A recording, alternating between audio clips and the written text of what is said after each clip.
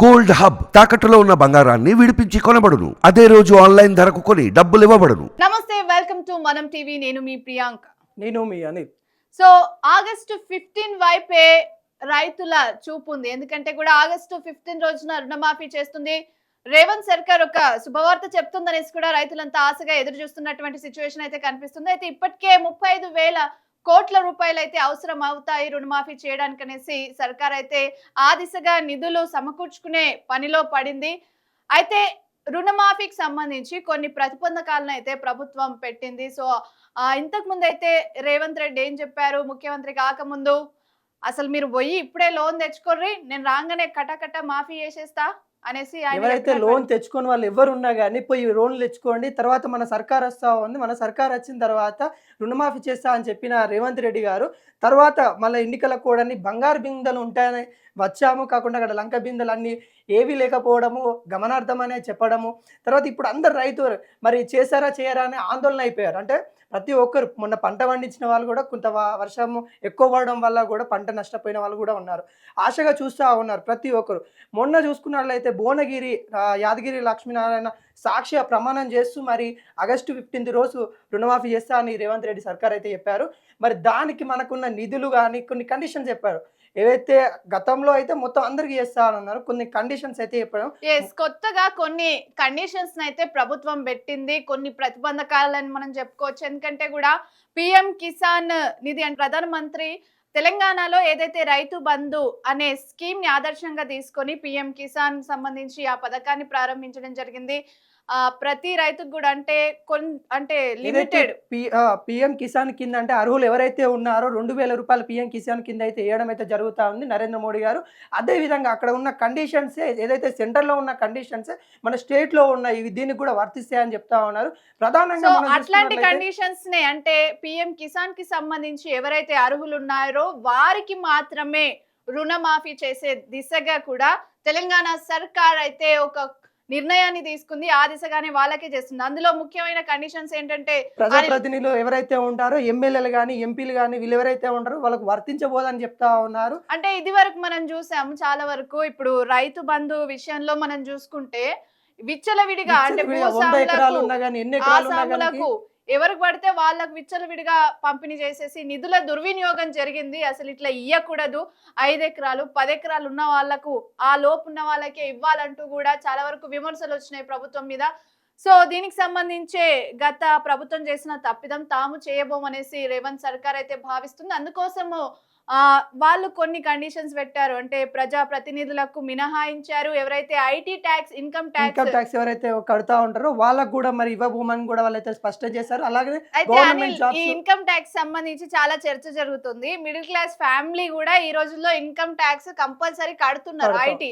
ఎందుకంటే వాళ్ళు ఒక ఇల్లు కొనాలంటే వాళ్ళకు ఒక 50,000 వరకు జీతం ఉంటే ఐటీ వస్తుంది. దాంతో లోన్ తీసుకొని ఐటీ ఉంటేనే కదా లోన్ ఇచ్చేది.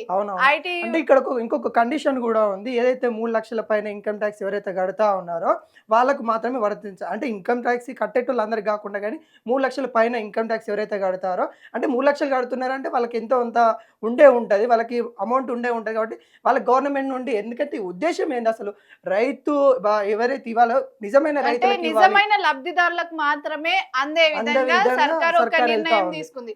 నిజమైన లబ్ధిదారులను గుర్తించడానికి కూడా ఈ విధంగా ఇప్పుడు ఏదైతే అనిల్ చెప్పారో 3 లక్షల వరకు ఇన్కమ్ ట్యాక్స్ కట్టే వాళ్లకు ఇది వర్తించదు. ఆ పైన కట్టే వాళ్ళు ఎవరైతే ఉన్నారో వాళ్ళ ఆర్థిక పరిస్థితి మెరుగ్గా ఉంటుంది కాబట్టి సో వాళ్ళకు మాత్రం వర్తించదు ఈ రుణమాఫీ అనేసి కూడా చాలా క్లియర్ కట్ గా ఉంది. ఇంకోటి ప్రధానంగా చూసుకున్నట్లయితే గవర్నమెంట్ జాబ్ ఎవరైతే చేస్తా ఉన్నారో వాళ్ళకు కూడా వర్తించదు. ఎందుకంటే వాళ్ళకి శాలరీ మంత్లీ వస్తూ ఉంటాయి, 30+ ఉంటాయి కాబట్టి వాళ్ళకి నిరంతరమైన శాలరీ వస్తాయి కాబట్టి వాళ్ళకి కూడా గవర్నమెంట్ నుండి శాలరీ వస్తూ ఉన్నాయి కాబట్టి వాళ్ళకి ఇవ్వాల్సిన అవసరం లేదని కూడా రేవంత్ రెడ్డి సర్కార్ అయితే చెప్పడం అయితే జరుగుతాం. ప్రధానంగా ఇక ముగ్గురిగా ఎవరైతే మనకి ప్రజాప్రతినిధులు ఎవరైతే ఉంటారో, ఐటీ ఎవరైతే పే చేస్తూ ఉన్నారో, గవర్నమెంట్ జాబ్లు ఉన్నారు వీళ్ళు అయితే ఇవి. ఎందుకంటే ఇంకోటి ఏంటంటే ఈ ముందు చెప్పలే మనకి ఏదైతే రుణమాఫీ చేస్తామని అన్నారో ఆ విషయంలో ముందు చెప్పకపోవడం. ఎన్నికల ముందు వాళ్ళు ఇచ్చిన వాగ్దానాలకు తర్వాత ప్రభుత్వం ఏర్పడ్డ తర్వాత వాళ్ళు పెట్టిన నిబంధనలకు ఎక్కడ కూడా పొంతన అనేది లేదు.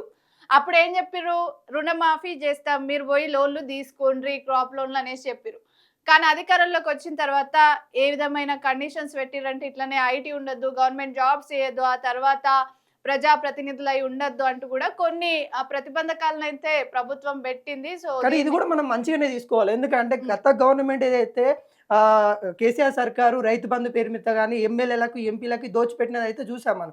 అదే విధంగా కాకుండా నిజమైన రైతులకు ఇయ్యాలనే ఉద్దేశంతోనే రేవంత్ రెడ్డి సర్కార్ చేస్తున్నట్టు కూడా మనకైతే అనుకోవచ్చు ఇది.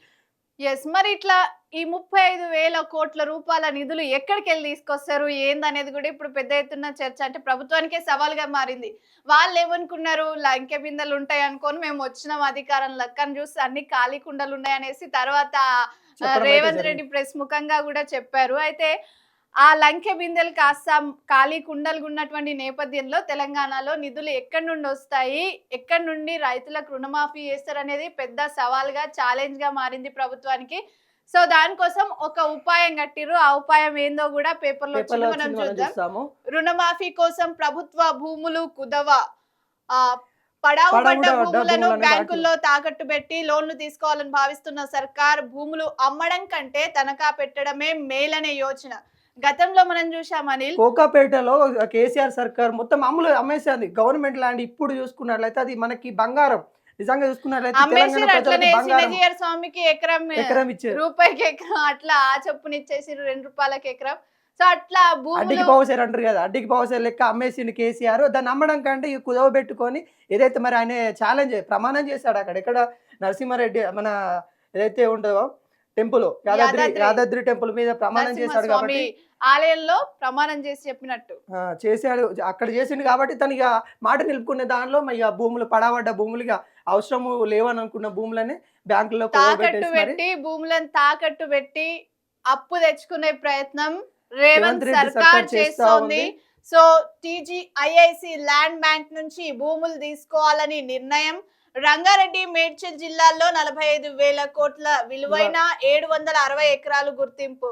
సో దీనివల్ల కొంత మైనస్ కూడా ఉందని చెప్పుకోవచ్చు అనిల్. ఎందుకంటే ఈ రంగారెడ్డి, మేడ్చల్ కానివ్వండి ఇవన్నీ కూడా రాజధానిలో ఉన్నాయి కాబట్టి, అవునవును. సో ఇవన్నీ డెవలపింగ్ అంటే ఏదైనా ఇండస్ట్రీ వేయాలన్నా, ఏదైనా పర్మిషన్స్ తీసుకోవాలంటే ప్రభుత్వ ఆధీనంలో భూములు ఉన్నట్టయితే ఏదైనా చేయొచ్చు. ఇది గత గవర్నమెంట్ ఇక్కడ ఏం చేసిందంటే ఫార్మసిటీ కట్టడానికి ప్లాన్ చేసిన వాటిని ఇప్పుడు మరి మనం అక్కడ ఫార్మసిటీ వద్దంటుంది. ఎందుకంటే వాతావరణం ఖరాబ్ అవుతుంది, అలా చేయకండి. మళ్ళీ ఈ గవర్నమెంట్ ఏంటంటే ఫార్మా విలేజ్లు తీసుకొచ్చింది. ఆ విలేజ్లో ఏంటంటే కొంత ప్లేస్ ఉంటుంది కాబట్టి వాటిని తాకట్టు పెట్టి ఉపాయం కట్టినట్టున్నారు వీళ్ళు. మొత్తానికి కాకుండా ఇక్కడ అభివృద్ధి చేసుకోవచ్చు మన ఫార్మా ఇండస్ట్రీ కానీ. ఇంకా ఇట్లాంటి ప్లేసెస్ కన్నా అనిల్, ఇప్పుడు మన రంగారెడ్డి కానివ్వండి, మేడ్చల్ కానివ్వండి ఇవన్నీ కూడా ఉమ్మడి జిల్లాలు.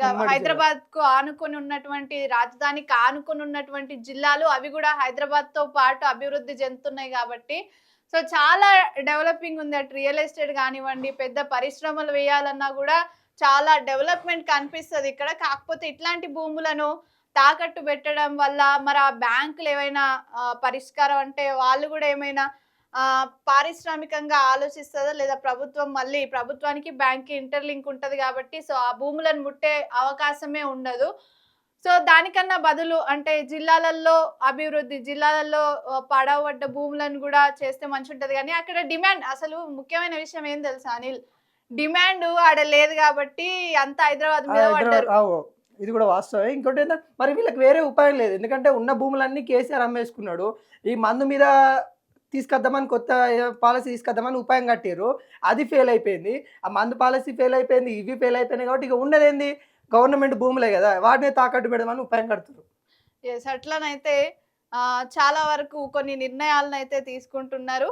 అలాగే మనం చూసుకుంటే వీటిలో కొన్నింటిని తనఖా పెట్టి 15,000 కోట్ల నుంచి 20,000 కోట్లు సమకూర్చుకోవాలని ప్రణాళిక ఇప్పటికే ఆర్బీఐతో సర్కారు సంప్రదింపులు జరిగాయి. ఇంకోటి ఏంటంటే ఈ ఇష్యూ మీద కూడా ఇది ఏదైతే దాదాపుగా 35,000 కోట్ల రూపాయలు కాబట్టి ఆ కోట్ల రూపాయల ఆర్బీఐతో కూడా వాళ్ళైతే సంప్రదించడం అయింది. కాకుండా అంత పెద్ద అమౌంట్ కాబట్టి వాళ్ళు కూడా ఆలోచించే పరిస్థితి కనబడతా ఉంది. మరి వాళ్ళంత పరిస్థితి ఇంత దీన పరిస్థితుల్లోకి అయితే మరి ఎందుకు ఆలోచించాలి ఆర్బీఐ? ఇప్పుడు మన పక్క రాష్ట్రంలో ముఖ్యమంత్రిగా ఉన్నటువంటి మాజీ ముఖ్యమంత్రి జగన్మోహన్ రెడ్డి ఇష్టం ఉన్నట్లు తెచ్చుకున్నాడు. పోవాలా, బాండ్లు వేలం వేయాలా, తర్వాత లోన్లు తెచ్చుకోవాలి, ఇట్లాంటి పరిస్థితి వచ్చింది. కానీ మన తెలంగాణలో కొంత ఆర్థికంగా బెటర్ గానే ఉంది, రాజధాని ఉంది, ఇక్కడ ఇన్కమ్ అనేది జనరేట్ అయ్యే సిచ్యువేషన్ ఉంటది. కానీ సో మన ఎందుకు రాష్ట్ర ఆలోచిస్తా ఉన్నారంటే ఇక్కడ ఒక కార్పొరేషన్ ఏర్పాటు చేయాలి. మరి వాళ్ళని ఎవరు తీసుకోవడానికి కూడా కొంతమంది వెనుకంజన వేస్తా ఉన్నారు. వాళ్ళు ఎవరైనా ముందుకొస్తే ఆర్‌బీఐ కూడా ముందుకొస్తది. ఎవరైనా ముందుకొచ్చేసి ఈ లోన్‌లు మేము తీసుకుంటాం. మళ్ళా వాళ్ళకి గవర్నమెంట్ పే చేయాల్సి ఉంటది. అలా తీసుకోవడానికి వచ్చినప్పుడు ఆర్‌బీఐ కూడా ముందుకొస్తదనమాట. సో దానికోసం కొంత అంటే ఆర్‌బీఐ తెలంగాణ మీద కూడా పాజిటివ్ ఒపీనియనే ఉంది. ఎందుకంటే చాలా డెవలప్డ్ అయితున్న స్టేట్‌లలో మన తెలంగాణ కూడా ముందనే ఉంది. మొత్తానికైతే కుదబెట్టడానికైతే ఉంది. కాకుండా ఇక్కడ మనం మొత్తానికైతే మొత్తం అమ్మడం ఇష్టం లేక తనఖా పెడుతున్నారు. మరి తనఖా పెట్టినా కూడా అది మళ్ళీ విడిపించుకోవాల్సిన బాధ్యత ప్రభుత్వం మీదనే ఉంటది. సో రుణమాఫీ కోసమే భూములు తనఖా పెట్టేటటువంటి సిచ్యువేషన్ తెలంగాణలో ఉంది అని అంటే కూడా అర్థం చేసుకోవచ్చు.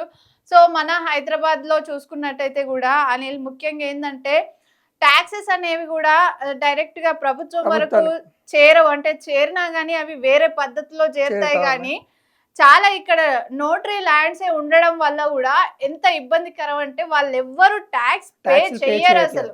సో అట్లాంటి సందర్భంలో ఇన్కమ్ అనేది ఎక్కడి నుండి జనరేట్ అవుతుంది? ప్రభుత్వానికైనా ఏదైనా నిధులు విడుదల చేయాలన్నా అభివృద్ధి పనులు చేయాలన్నా కూడా ఇవన్నీ అడ్డం కాలే కదా. నోటరీ ల్యాండ్స్ పైన ప్రజెంట్ అయితే వాటికి సంబంధించిన సమస్యను ఒకటి పరిష్కరించినట్టయితే ప్రభుత్వానికి వెళ్లాల్సిన ఆదాయం వెళ్తుంది. సో వాళ్ళు కూడా చేయాల్సిన నిధులతో అభివృద్ధి అనేది చేస్తారు. సో మొత్తానికైతే రైతులు అయితే మొత్తానికి 15 ఆగస్టు మీద అయితే అందరైతే ఆశ వ్యక్తం చేస్తూ ఉన్నారు. సన్నకారు రైతులు ఎవరైతే ఉంటారో మొన్న నష్టపోయిన వాళ్ళైతే మొత్తానికైతే రైతు రుణమాఫీ చేస్తారని రేవంత్ రెడ్డి ఏదైతే మాట చెప్పారో, ఎన్నికల ముందు చెప్పారో, తర్వాత కూడా చేస్తారని చెప్పారు. ఎన్నికల కోడ్ వచ్చిన తర్వాత కొన్ని కారణాల వల్ల ఆపేసామని చెప్పారు. తర్వాత నిధులు లేదని చెప్పారు. ఇవన్నీ అయిపోయిన తర్వాత ఇప్పుడు ఫైనల్గా ఇంకొక 2 నెలలు అయితే ఉంది, మనం అయితే చూడబోవాలి. అది మరి చేస్తే మటుకు రేవంత్ రెడ్డి చేస్తే మటుకు చాలామంది రైతులు అయితే సంతోషిస్తారు. నిజంగా అనుకున్నట్టయితే ఆయన అనుకున్న విధంగానే చేయాలి. ఎందుకంటే ఎవరైతే గవర్నమెంట్ జాబ్ చేస్తారో లేకుంటే ఇవే ఐటీ కట్టే వాళ్ళు 3 లక్షల పైన కట్టే వాళ్ళు ఎవరైతే ఉంటారో వాళ్ళ కాకుండా నిజమైన ఎవరైతే బాధపడుతున్నారో ఆ రైతులు వాళ్ళకి ఇస్తే బాగుంటుందని కోరుకుంటా ఉన్నాం. ఎస్, ఇది వాటి అంశం. చూస్తూనే ఉండండి మనం టీవీ.